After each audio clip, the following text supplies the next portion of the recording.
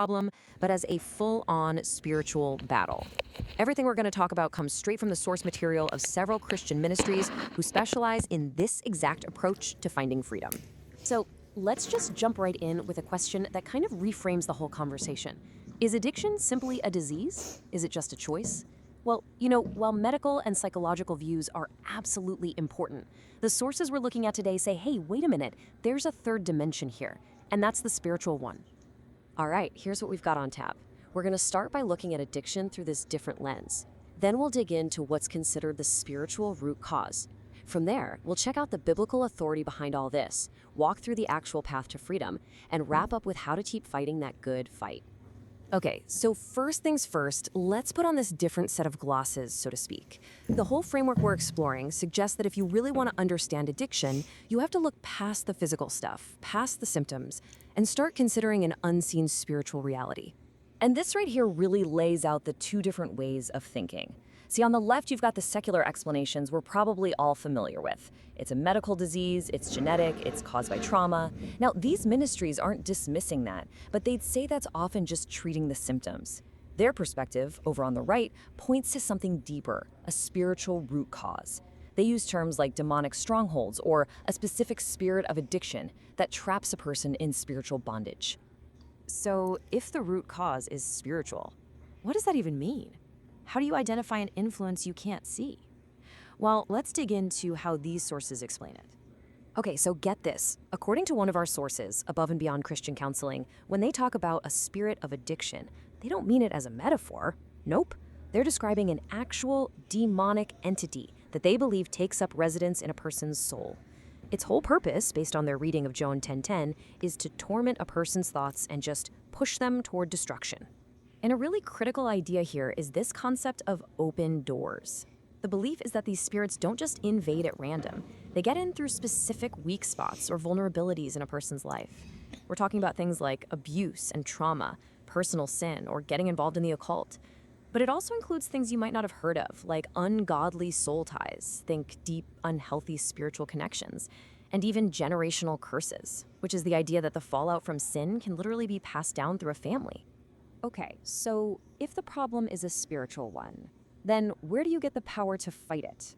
That is a great question, and it brings us right to the foundation of all this, the biblical authority that underpins what's called deliverance ministry. You see, these ministries ground their entire practice in the words of Jesus Christ himself.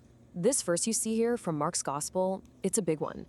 It's often pointed to as a direct command, a promise that believers would have the authority in his name to drive out demons.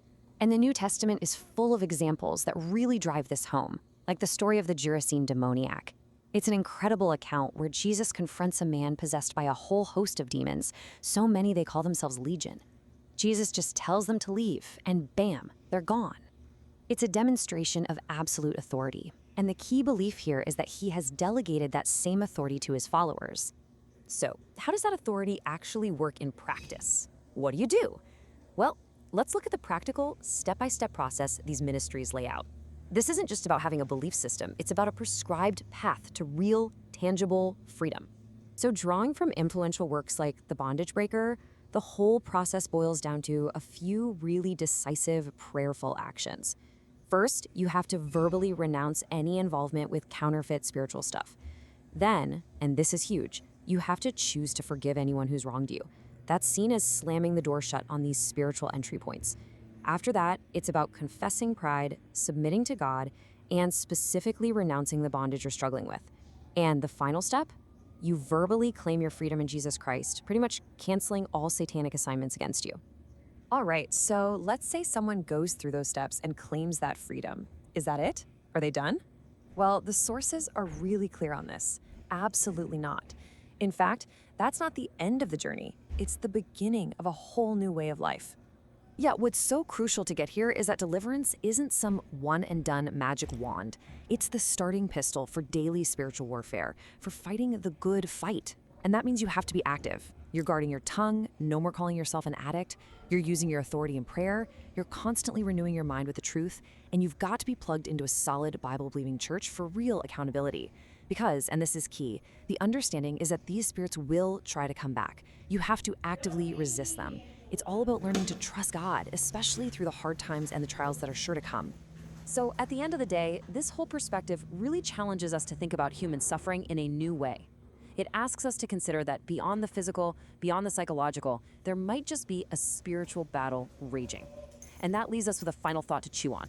What really changes when you start to see your personal struggles not just as something to be managed, but as a spiritual fight that can actually be won?